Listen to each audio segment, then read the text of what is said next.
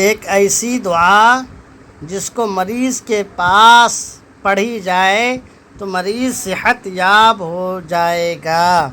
روایت دیکھیے، عن ابن عباس رضی اللہ عنہ عن النبی صلی اللہ علیہ وسلم انہ قال، حضرت ابن عباس رضی اللہ تعالی عنہ نبی کریم صلی اللہ علیہ وسلم سے روایت کرتے ہیں کہ انہ قال، کہ نبی کریم صلی اللہ علیہ وسلم نے ارشاد فرمایا، ما من عبد مسلم یعود مریضا لم یحضر اجلہ، جو کوئی مسلمان کسی ایسے مریض کی عیادت کرے گا جس کی موت کا وقت ابھی نہ ہوا ہو، جو کوئی مسلمان کسی ایسے مریض کی عیادت کرے جس کی موت کا وقت ابھی نہ ہوا ہو، فیقول 7 مرات،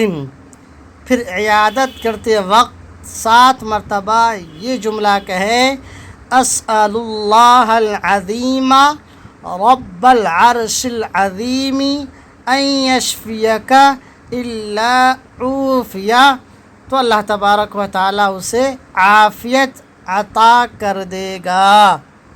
دعا پھر سے دیکھیے، اسأل اللہ العظیم رب العرش العظیم ان یشفیک، کہ میں اللہ کی عظمت کا سوال کرتا ہوں، میں اللہ کی عظمت کا سوال کرتا ہوں جو عظیم عرش کا مالک ہے کہ آپ کو شفا عطا کرے۔ میں عظیم اللہ سے یہ دعا کرتا ہوں یا سوال کرتا ہوں جو عظیم عرش کا مالک ہے کہ آپ کو شفا بخشے۔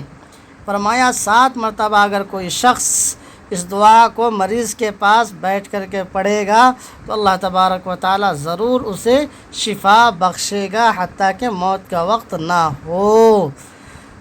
پھر سے روایت دیکھ لیجیے، عن ابن عباس عن النبی صلی اللہ علیہ وسلم انہ قال، ما من عبد مسلم یعود مریضا لم یحضر اجلہ فیقول 7 مرات اسأل اللہ العظیم رب العرش العظیم ان یشفیک الا عوفیہ۔